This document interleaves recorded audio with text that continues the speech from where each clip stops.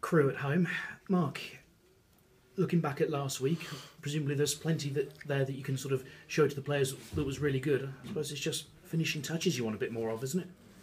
Yeah, I think the first half was some of the best football we've played since I've been at the football club. It should have yielded 3 points, but sometimes you don't get what you deserve, and you have to take what comes your way, and that was a point. But if we can replicate that kind of performance and finish our chances, then we'll be in a really good place. And when you're playing well, what is it that you work on in training? Do you look to add more layers to the game, or do you just stick to the basics? I think you have to always concentrate on the basics, and the basics with us are to make sure that we are as sound as we can be defensively, to make sure we do our work with the ball, and to make sure we have our runs off the ball. You know, and we don't just have people come in and playing five-a-side football. We have to have people running forward to cause the opposition a threat, and that's what we've been trying to get. And while we're talking about not being able to score goals, the opposition can't score the goals if you've got as much of the ball as you had last week. I mean, if you've got possession up in the 60%, that must make defending a lot easier for most of the game. It does, and it's numbers. You know, if those numbers are replicated and the possession stats are that, then you have a lot less defending to do. It's simple. You have nearly 70% of the ball in one half of the game, then you've only got to defend for 30%. So it becomes a lot easier, and but we have to keep going. You know, that could have easily been 4 wins on the trot, but we take the point in the end. It's a good point, and sets us up for a home game on Saturday. And it definitely will be a good point if you can get the win against Crewe and just keep that momentum going. Do Crewe still play the same style that they were famous for a few years ago? They tried, probably not as much as when Dario was the manager, but it's about getting results, and it's about the players you've got, and you have to play in a manner which benefits and helps your players, and the best way possible to try and get results. So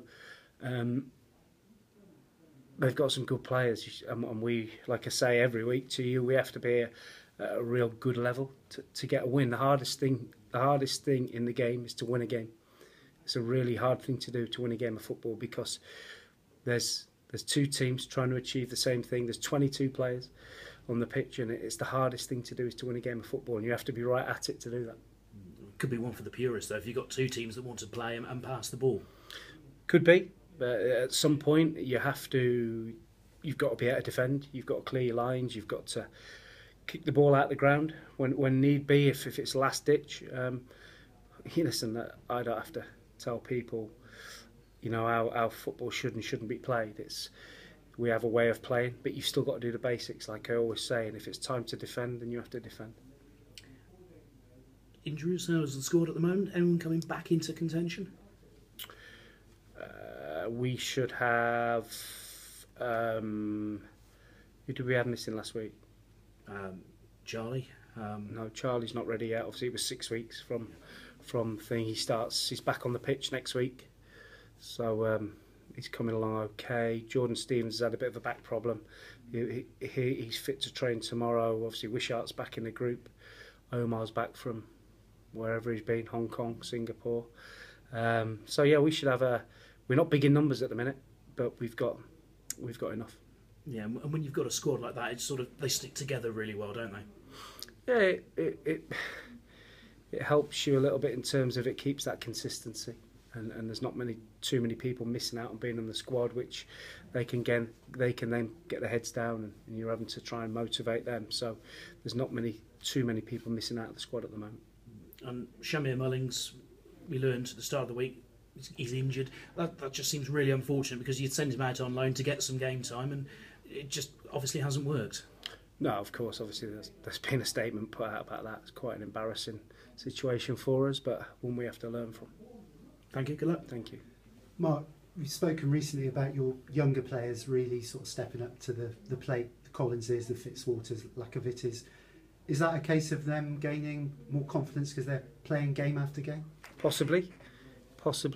Could also be that the older players are starting to to reach good levels in their performance, which is then enabling them to look after the younger players. So there's loads of ways of looking at it, and I just think we're getting a bit of consistency now, and where players are playing to a good level, which is important. You can't have 4 or 5 players not at a level and expect to win a game of football. So I think there's various reasonings, Ash, and they've just got to stay at those levels now. Yeah, and the 3 that I have mentioned do seem to be growing, and again, going back to that word confidence. Yeah, I think, and I said, going back a bit, that from the first minute, Brad Collins was given an awful lot of stick. But I think he's been shown a little bit of love, and you can see from his performances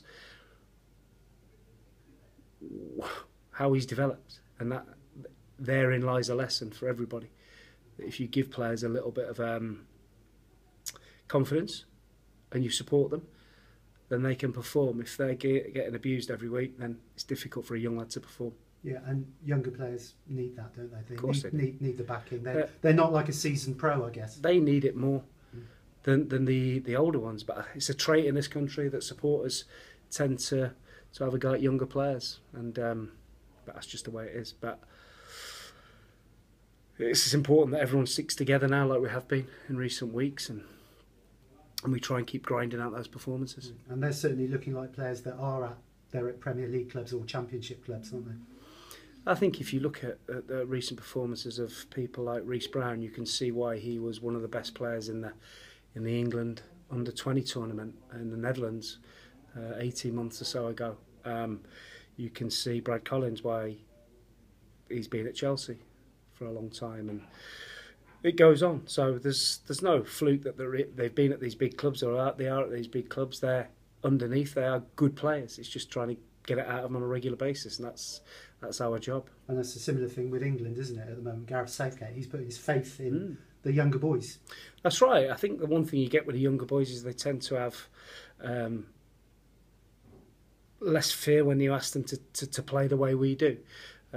So they're used to it, coming through the academy system as well. So, but it's important that we have a nice blend. We have some experience in there as well to, when it comes on top of it in games, the experienced boys can try and guide us through those turbulent waters. And people like Scott Laird are now starting to show the player that he said he was when he arrived. Yeah, Laird, he's a great character. He's a really good pro, and I think he would have been. Well, he's the first to admit that he had a poor start, and when I left him out of the team, he took it, unlike some, exactly how you would expect a top good pro to take it. He more or less apologised and said, "It's my fault, and I'm going to work really hard to get back in the team." And he did. And when he wasn't in the team, he was encouraging every other player. He was desperate for us to get a result, and he got back in the team, and he started to gain in confidence. His fitness has started to improve, and he looks a good player. Okay, cheers, Mark. Thanks, Ash. Thank you. I'll shut up now. Yeah. Thanks, Mark. Thank you.